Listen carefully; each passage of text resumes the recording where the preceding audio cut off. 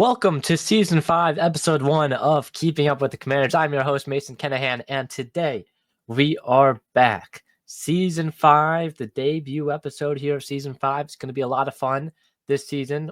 First off, in this week's episode, we're going to be looking back at Season 4 of Keeping Up with the Commanders and just talk about how that went and pretty much the success that it had because it ended up being Keeping Up with the Commanders, the podcast, biggest season ever. Then we're going to be talking about these new uniforms. Yes, I know I'm a little late, but come on now, give me some slack. We're talking about the new uniforms for the Washington Commanders that came out last week. Also, we'll be talking about Terry McLaurin. Is he going to be able to get an extension before the start of training camp? How long will that ordeal go with Washington as Terry's contract expires at the end of this season?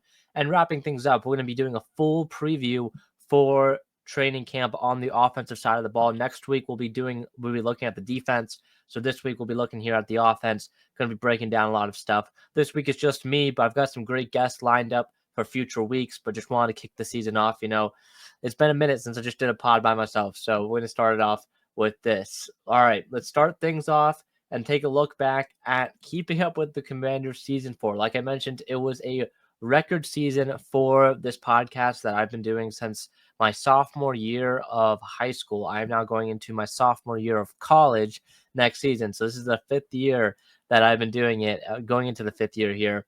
Last season, we had some great guests, include Sam Fortier from the Washington Post, Bobby Peters, who writes a bunch of manuals on offenses, including this one I just have right next to me, about the Commanders. We talked about Cliff Kingsbury's offense. I also had George Carmi on at the beginning of the season, along with many other guests as well throughout, the July through May that this podcast goes. So that was a lot of fun having all of these guests on. It was 67 episodes, which is the most ever, which was awesome. I for the first time ever, I did preview podcasts for the regular season games. We hit I believe 15 of the 17, I want to say, or 14 of the 17 regular season games in terms of both preview and recap pods, which was just, it's pretty crazy. So we doubled the episodes during the season. Instead of just doing recap pods, we did preview pods as well. And again, we're going to try and continue to do that here in Season 5, which I'm excited about. So 67 episodes, which was the most ever. Awesome stuff. Over 61,000 combined views/listens between all KUWTC content, which most by season ever, which I think going into last season, the total for all of the first three seasons was like 100,000. So basically almost, doubled it just from last season. So just appreciate all the support from all the listeners and the viewers out there.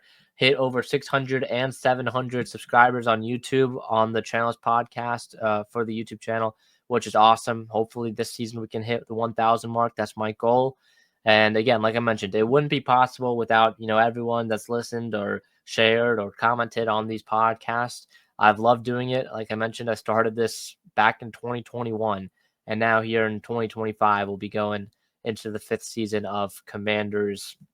Not just Commanders, because we had the Washington football team days as well, but going into the fifth season here of this podcast, Keeping Up with the Commanders.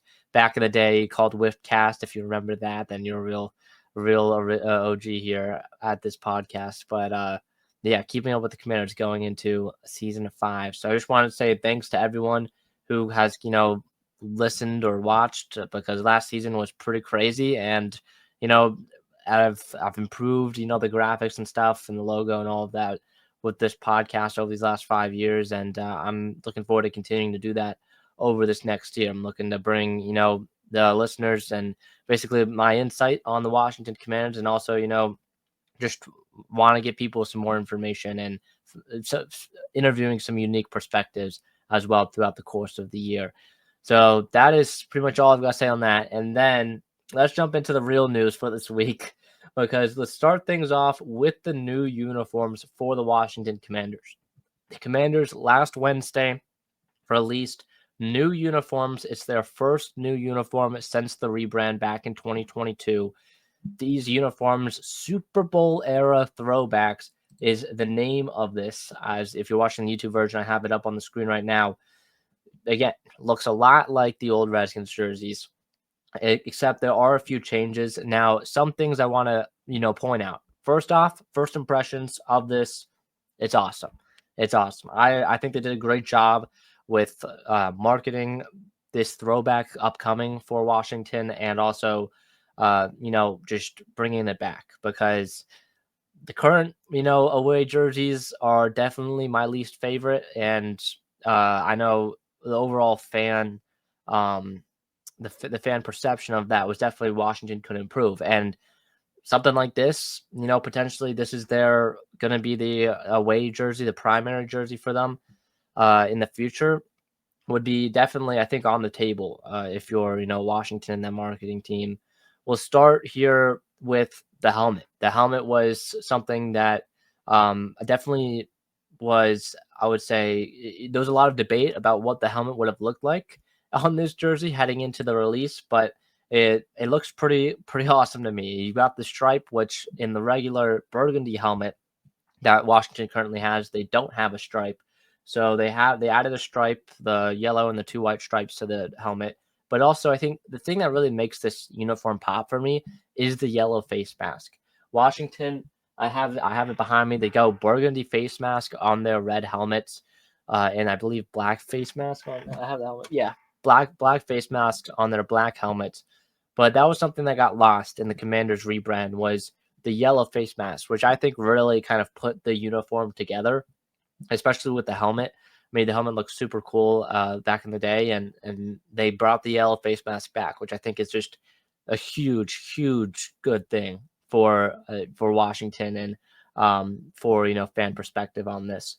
The white throwback jerseys super clean as well, and then the pants, you got the yellow and the white stripe, which currently on their away pants, the primary away pants, it's an all burgundy pants, no stripes. They also got rid of the stripes in the rebranding process as well.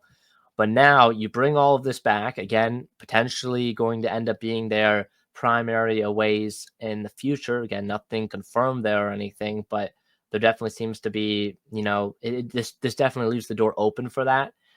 I would give this a 9 out of 10.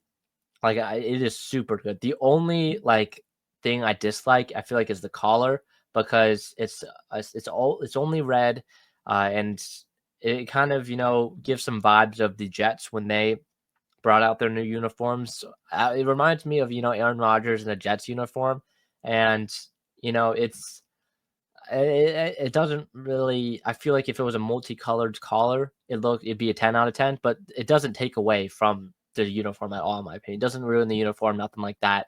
So I would give this a 9 out of 10. I really liked when I saw it on last Wednesday morning, and what Washington was able to do with this. I know in the photo that I have up on the video version here on the YouTube, you can see Jeremy Reeves wearing that yellow visor, which I think if someone rocked that yellow visor while wearing these, it just look incredible. It would look incredible. So that is my thoughts here on the Commanders uniforms. These, like I said, new uniforms, which are really just throwback uniforms. They're bringing them back. So that is my thoughts on the new uniforms for the Washington Commanders. Let's move on now to Terry McLaurin. This has been a topic that, has been towards the top of the radar for most Washington fans throughout this offseason, and that is Terry McLaurin coming off of a contract year. He was going into a contract year, coming off of a career year last season for Washington. He was the top target for Jane Daniels. He cemented himself as one of the best wide receivers in the National Football League. He led his team in receiving yards and receiving touchdowns. I believe he had 13 receiving touchdowns, which was toward the top of the league as well. His contract is up after the 2025 season.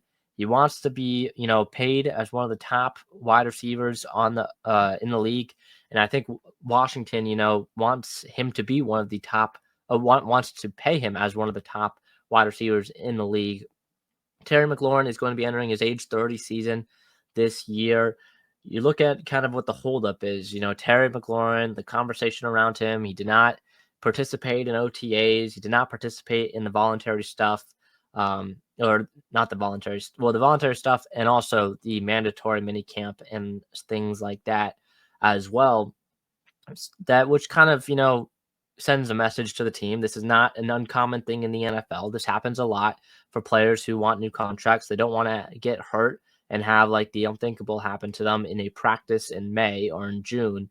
And it kind of tanks their stock in terms of how much money they could get. So it's not an uncommon thing, but it's something Washington hasn't really faced in quite a while, just because of there hasn't really been anyone to give a contract like this to. Maybe the last person I can think of is Terry McLaurin back in 2022, I think it was, when he got this extension, his first extension.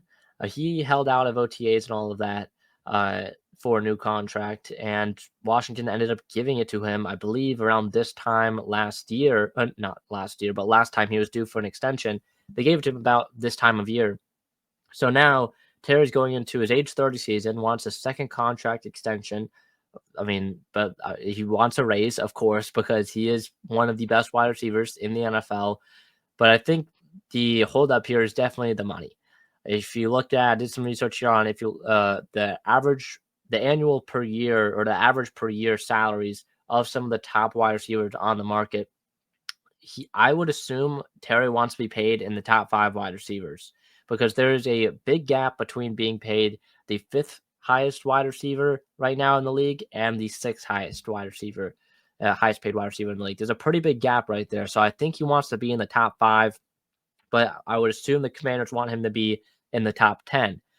Here's where things stand. So DK Metcalf is the 4th highest paid wide receiver in the league right now. He's getting paid $33 million on average salary per year. AJ Brown is the 5th highest paid wide receiver at $32 million average per year. And Amon-Ra St. Brown is the 6th highest paid wide receiver at $30 million average per year. So that's a pretty big gap between AJ Brown, who's at 32, and Amon-Ra St. Brown, who's at 30. Those are the 5th and 6th highest paid wide receivers. I would assume they're probably negotiating in the window of the Commanders want to pay Terry at $30 million a year or somewhere around that. And Terry wants more of the DK Metcalf, AJ Brown money, about 32 or 33 million per year. So that is what I would assume the holdup is, just because there's such a big gap between the top 5 and the 6 in terms of annual value. So I would assume that's what the issue is here. Will it get done? When will it get done is what many Commanders fans are wondering. I would assume that it ends up getting done at some point. I would be stunned, shocked, flabbergasted if Terry McLaurin enters the season without a long-term contract in place. I feel like this new front office has done a very good job at re-signing, and giving the money to guys who really make an impact on this team. We look at Sam Cosmi last year. Adam Peters immediately came in and they gave him a contract, I believe, on the day of the season opener of the season in week 1 last year. But then you also just look at the free agency, right? He re-signed Bobby Wagner. He kept Bobby Wagner, spent that money. He kept guys like Zach Ertz as well.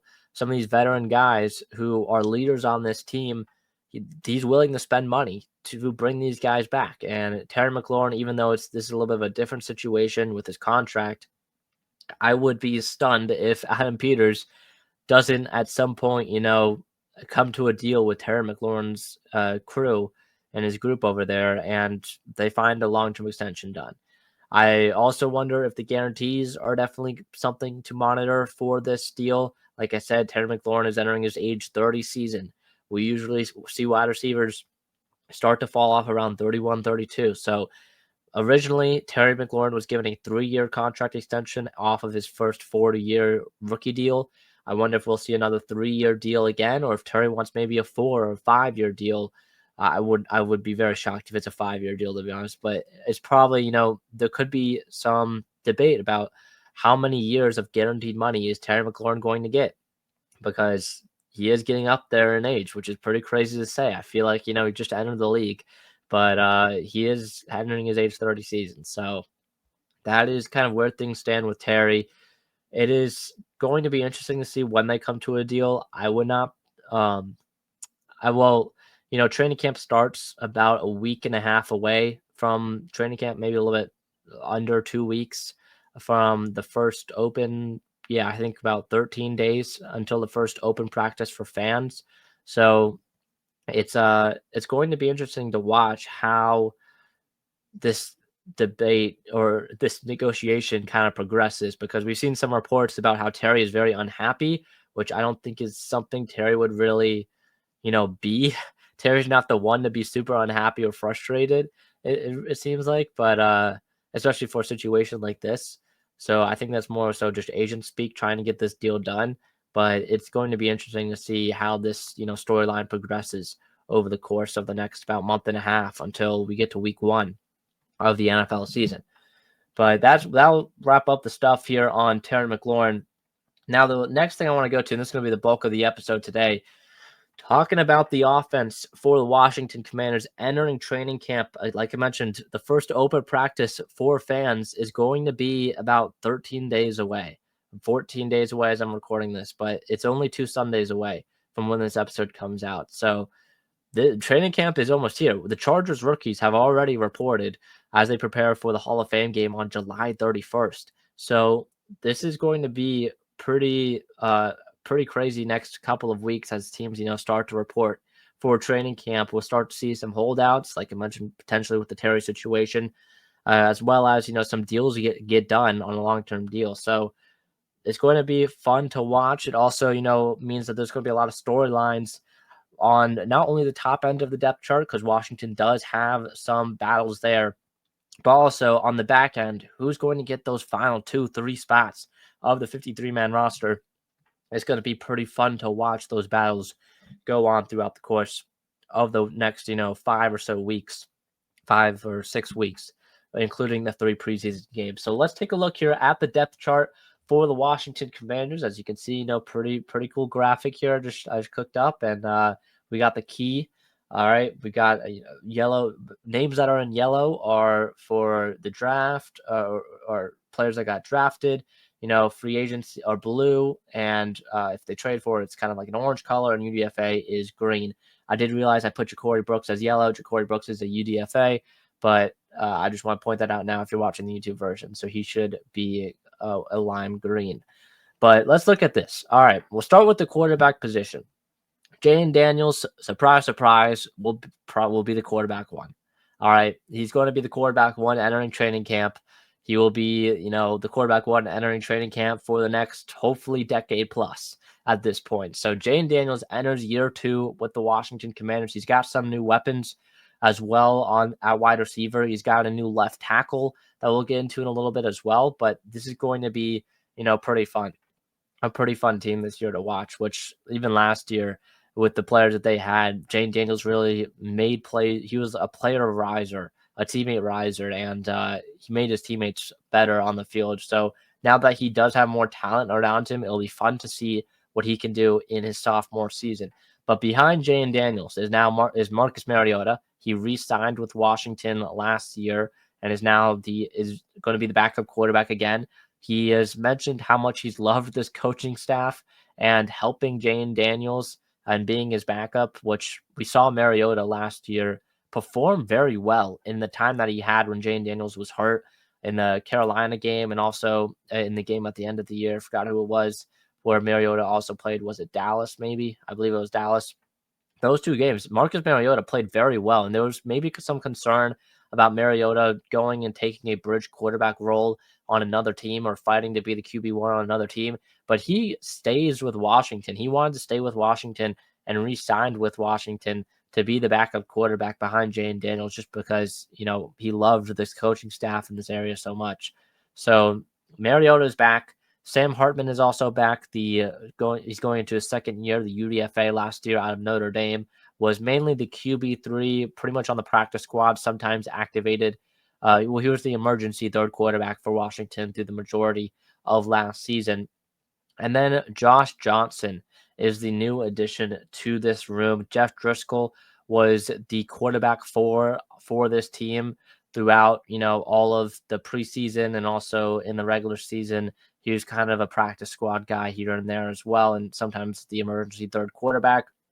But now they brought in Josh Johnson. If that name sounds familiar, it's because Johnson was on, I believe it was the Washington football team at the time. He was there for a game. I believe there was COVID. Um, I don't even know if it was COVID. Maybe it was 2019. It was either 2019 or 2020, and Johnson was the quarterback for a couple of games. He won a game with with Washington as well. I don't know if it was Redskins or a football team at the time, but he's back. He's back. So Josh Johnson is back in Washington, one of the most known journeyman quarterbacks in the league. Really, Josh Johnson. So he's back with Washington. But that is pretty much the quarterback room. Not many changes, only really Josh Johnson instead of Jeff Driscoll going into this, off season, or not off season, but going into this training camp. So these are the four guys. It's pretty common for four quarterbacks to enter training camp. I guess you could say maybe there's a battle for the QB3 position between Hartman and Johnson. But at the end of the day, I would assume Hartman's the favorite. I also do want to mention the depth chart that is up here. I kind of just put together some of the top names, go up the top spots, and then, the things are everyone else is kind of towards the bottom. So don't take what I have up there seriously in terms of the depth chart, the actual order. Because I know I have Chris Rodriguez above Jerry McNichols, and I think I have Michael Gallup up there as the wide receiver 4. So don't take that stuff, take it with a grain of salt. This was kind of, just putting it up there, basing it off of, ESPN, what they had it there. So I'm not going over my prediction for who could be on this final 53. This is just more of a where things kind of stand as of now. So that's the quarterback position, though. Let's move on to the running back position, because this is where things get interesting. Washington has 8 running backs on this roster. Brian Robinson and Austin Eckler are both back and enter 2025 in the final years of their deal, which is pretty interesting, and will be definitely a storyline to monitor heading into the back half of this season and also into the offseason next year. Because will they end up re-signing a guy like Robinson or Eckler? Is it worth re-signing either of them, especially with the new addition of Ja'Cory Krosky-Barrett, the rookie 7th-round pick out of Arizona? He's been a fan favorite and is in a RB3 battle this year with 2 other guys. RB3 will be one of the biggest battles on this offense during training camp. That will be between Ja'Cory Krosky-Barrett, Jeremy McNichols, and Chris Rodriguez are kind of the 3 guys that are the 3 favorites here in this RB3 battle. I would be shocked if it's Demetric Felton or Michael Wiley or Kaz Allen, any of those guys. But Krosky-Barrett, Rodriguez, and McNichols are the 3. I have, again, the stats. If you're watching the YouTube version, I have the stats up for them now. But we'll take a look here at Chris Rodriguez first. He's a 2023 6th-round pick. He was a pick made by Ron Rivera. He is, I feel, one of the only Ron Rivera draft picks to still be on this team, which is, pretty crazy to say. But Chris Rodriguez has found himself, fighting for a 53-man roster spot last offseason. He was activated for some games last year. I believe it was 9 games. But overall, he just did not really produce during the regular season. It was more so of a preseason guy. He's kind of lost his RB3 job over the season to Jared McNichols, who was superior, who was a much better pass protector than Chris Rodriguez was, especially in some crucial scenarios. He was able to pass protect very well for Jayden Daniels, and McNichols was someone who definitely was, you could say, a surprise last season for Washington. He was a surprisingly efficient running back. He had 4 rushing touchdowns last year and was pretty, solid for an RB3. Definitely an above average running back for an RB3 on this Washington team. And especially with Brian Robinson and Austin Eckler, both of those guys, you can't always count on both of them to be healthy. And we saw that last season. McNichols and even Rodriguez were activated for many. I mean, McNichols was activated for every game, or almost every game. And then Rodriguez as well played in about half of them. So those 2 guys did get some playing time in the regular season. And McNichols, especially down the stretch of the year, definitely kind of won that RB3 battle. But then you have the new guy, and that is Ja'Cory Krosky-Barrett out of Arizona. I've talked about Ja'Cory Krosky-Barrett back in season 4, especially when Washington drafted him. But Krosky-Barrett, or Bill as they call him, was a 7th-round pick just in this past draft in 2025, and was someone who, it was one of the more unique stories for him. He was played 6 years in college. He is 24 years old, so an older running back, but he only played in one game last season for Arizona due to some eligibility issues. He only played in the first game of the season. He ran for over 100 yards and a touchdown in that game.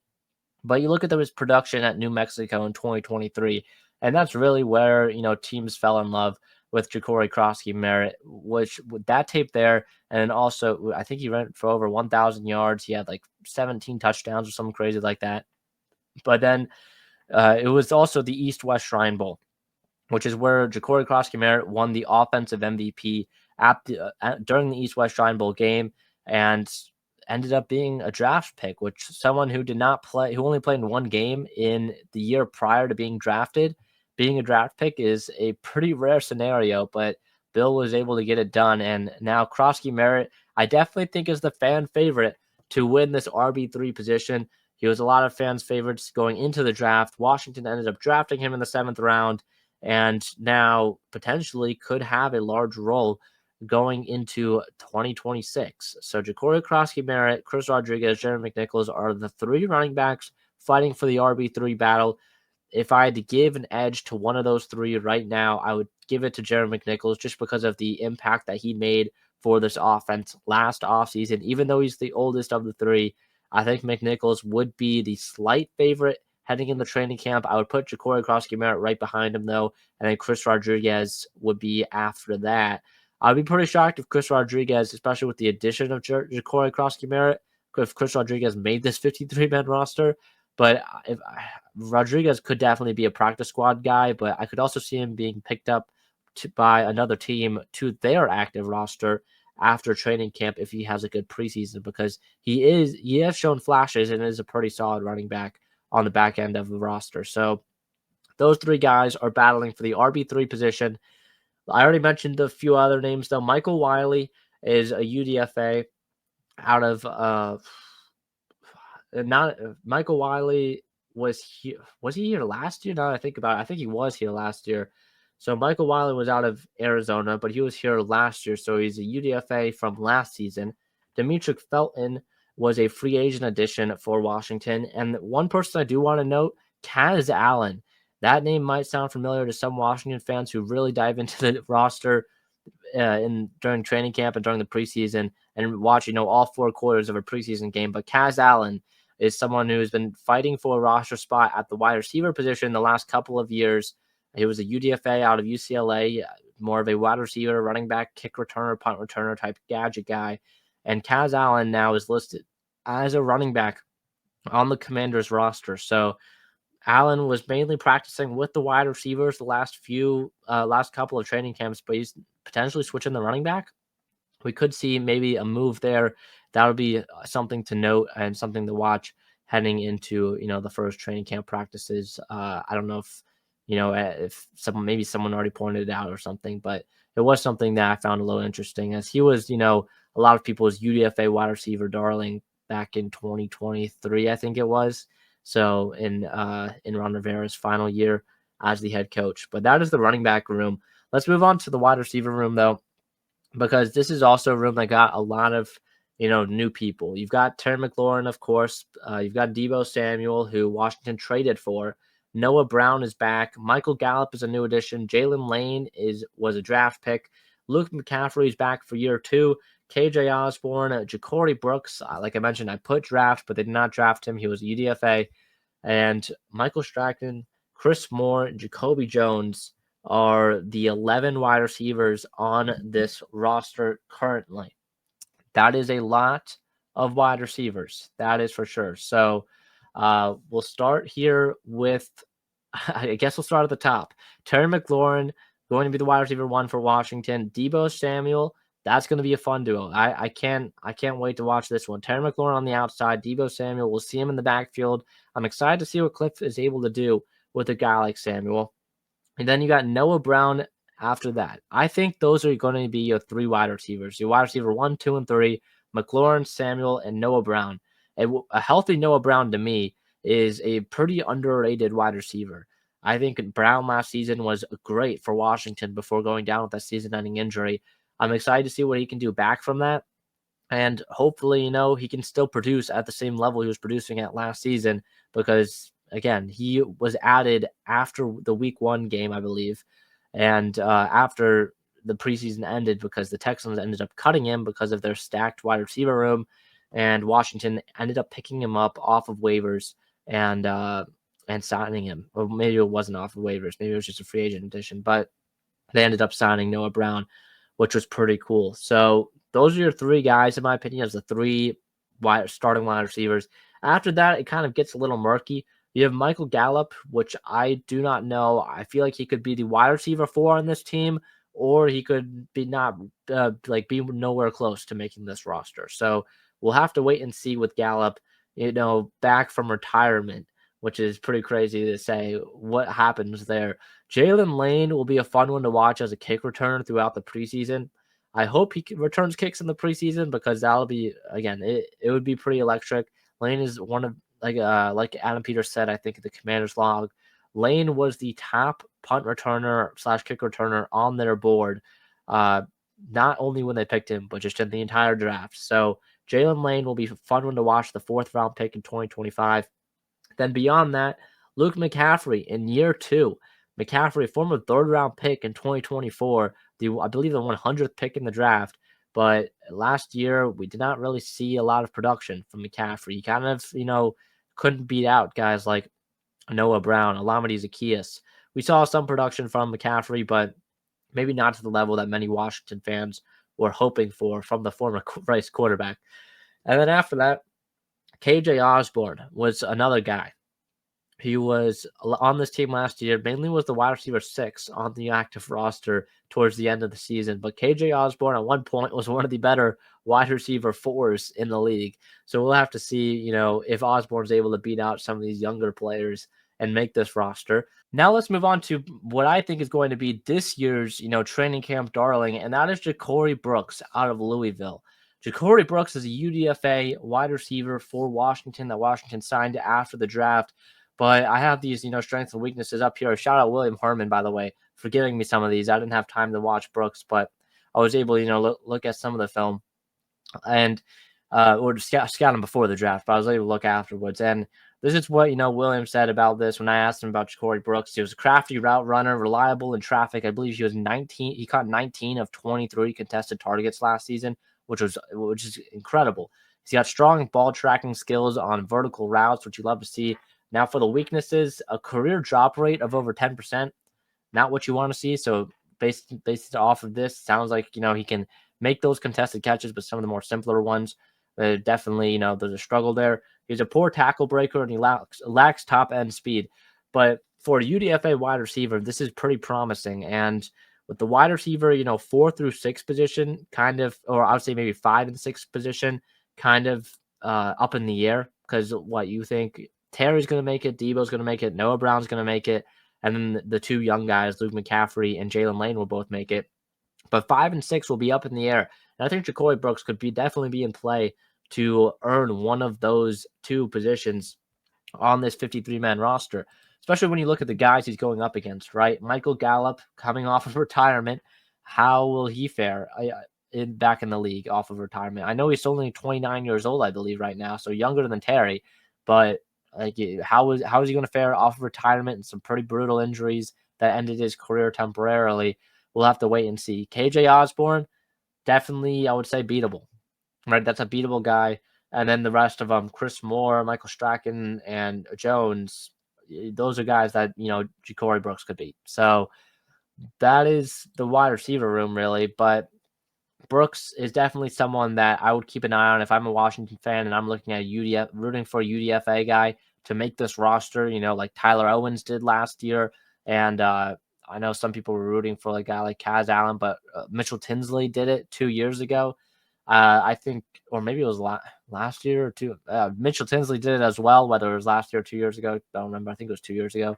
But that is going to be a fun one to watch, is how Ja'Cory Brooks will do, because I'm excited to see what he will be able to do during the preseason, especially with some of these backup quarterbacks like Hartman and Johnson and Mariota. So we'll have to wait and see about that. But let's move on now to the tight end position.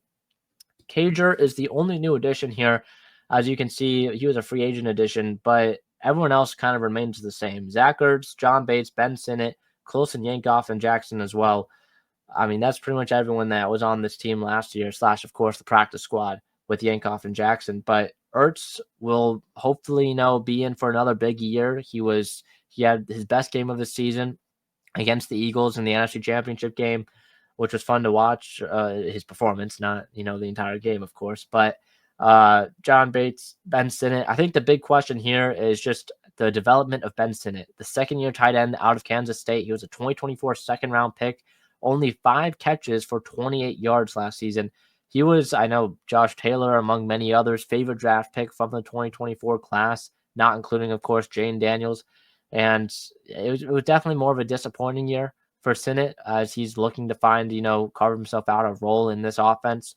I think if, we have a similar year from him in his sophomore year, I think there definitely, should be some concerns. But I get, of course, a first-year tight end behind guys like Ertz and Bates not getting a lot of playing time in year one. So Sinnott, here in year two, maybe he can have, 150 yards, 100 yards maybe. That would be pretty cool. So that's probably the goal for Sinnott this season. Anything other than that, I would say, is definitely beating expectations.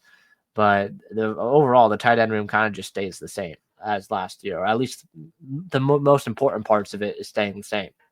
But let's move on now to the offensive line, because the offensive line here is definitely a lot has changed. A lot has changed from this offensive line. You've got Laramie Tunsil now at left tackle, just trade for him from Houston for some pretty valuable draft picks. So Tunsil now enters the lineup and is going to be your day one starting left tackle. And then on the opposite end, Josh Connolly, the 29th overall pick in the 2025 draft. Josh Connolly Jr. out of Oregon, the rookie, is most likely going to be the starting right tackle week one. We shall wait and see, of course, if he ultimately wins the battle with, I would assume, Andrew Wiley / Trent Scott. But I would be very shocked if Josh Connolly isn't the starting right tackle in week one. This means the inside slightly gets changed as well, because Brandon Coleman, the 3rd round pick in 2024, had a lot of playing time last season. He was the week one, sort of the week one starter at left tackle. Him and Cornelius Lucas kind of just flip-flopped every drive, which was a pretty rare thing to do, but it ended up working out for the first half of the year. Brandon Coleman, I would assume, moves inside to left guard. That's kind of been what the rumor, and Adam Peters and Dan Quinn have kind of said. And Brandon Coleman is going to slide inside the left guard, maybe a more natural position for Coleman, who was maybe projected more of as a guard in the league. That was kind of the big question coming out of the 2024 NFL draft. Was Coleman a tackle? Was Coleman a guard? They put him out at tackle. He didn't do, horrendous or anything like that, but he wasn't great either. And so Coleman, I think inside would definitely work better for him for his future.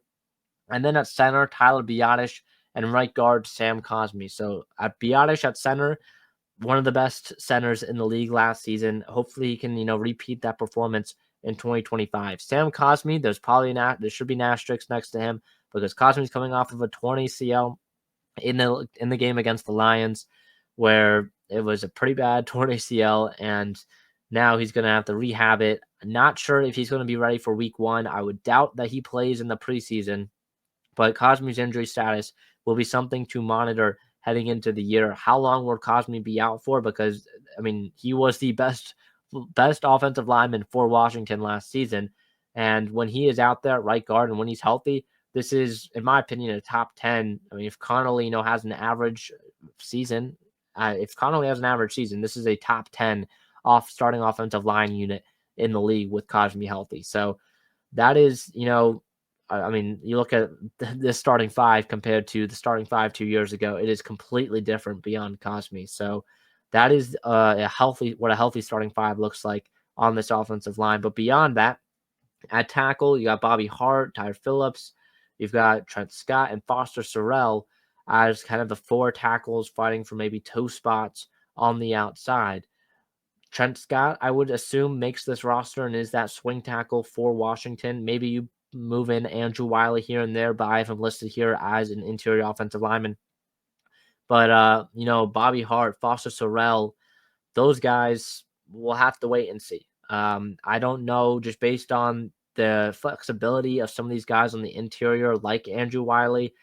I don't know if those guys will end up making the roster or not. It depends. I would assume if Cosme starts the year on injured reserve, that also can play a role as well. So, on the inside now, you've got Nick Allegretti, who was the starting left guard for Washington last season. Kind of his performance trailed off down the stretch of the year.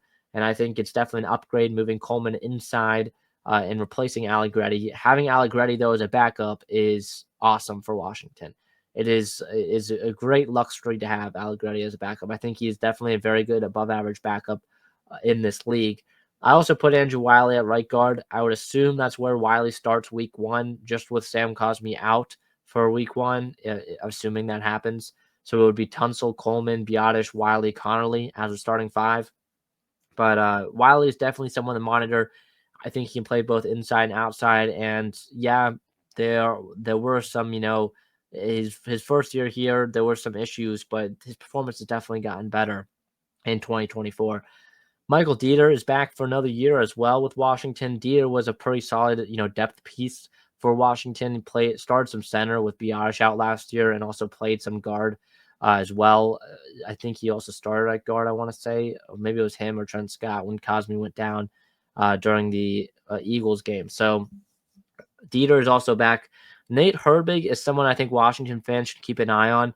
Herbig is someone I think potentially could end up being the starting right guard for Washington with Cosme out, and Wiley maybe is more of a swing tackle with Tunsil and Connerly on the outside. But Herbig is someone who I think is a pretty, underrated signing for Washington, and someone who I think will definitely make this 53-man roster this season. So Herbig, I think, would definitely be locked in for a roster spot. I'd be pretty shocked if he doesn't make it. And then Julian Good-Jones is also back. Good-Jones has been, I believe, on the team last couple of years, I want to say, definitely last year, and was more of a preseason body the last year. But he's been kind of on this Washington practice squad now for about over a year now. So that is the offensive line. But overall, I mean, this offense heading into training camp, a lot of new faces, but at the same time, there's a lot of consistency as well. You've got, three guys in your starting five on the offensive line that are, you've got all five of your starters really on the offensive line back, but there's going to be two new pieces on that offensive line, the two corners with Tunsil and Connerly that are definitely going to both be upgrades for this team. Tight end, you've got pretty much all of your impact players back. Same with wide receiver beyond Olamide Zaccheaus. I think Zaccheaus would be the only one I would say that isn't back in terms of being a weapon for Washington, an impact player for Washington on this offense. I mean, pretty much everyone else is either back or Washington, added new talent. So it was like, you lose Zaccheaus, but you got Deebo Samuel. So would you rather have Deebo Samuel or Olamide Zaccheaus? And I think Washington did a great job with, replacing the talent that they did lose in the offseason. They did a good job replacing it. But it's definitely some of these younger impact players on the offensive side that I want to see more from. Jalen Lane, Luke McCaffrey, Ja'Cory Crosskey-Merritt, Ben Sinnott. Some of these guys in the 2024 class that definitely had, maybe quieter years in 2020 last season in their rookie years. Can they take that step up? I think that's a big question with these younger wide receivers, younger tight end for this Washington team. Can they take that next step as a player and develop into being, a legit impact player for this team? You don't got to be a star or anything because we've got Terry McLaurin and Deebo Samuel out there. You just got to be an impact player and able to, deliver 300, 400 receiving yards. So that's probably the biggest question I'm going to be asking for these players, Jalen Lane, Ben Sinnott, Luke McCaffrey, and then, of course, Ja'Cory Crosskey-Merritt, as well as a rookie. So that is pretty much that, though. That is the offense for the Commanders as they head into training camp, which, again, is less than 2 weeks away. It's going to be a lot of fun, seeing this team, covering this team here in season 5 of this podcast. But that'll pretty much wrap up this week's episode. Again, next week we've got a pretty cool guest coming on, a good friend of mine. So looking forward to that. And also for future weeks, I've got some pretty cool guests scheduled as well. So that'll pretty much wrap up the debut episode here of season 5 of Keeping Up with the Commanders. I've been your host, Mason Kenahan. See you guys in the next one. Peace.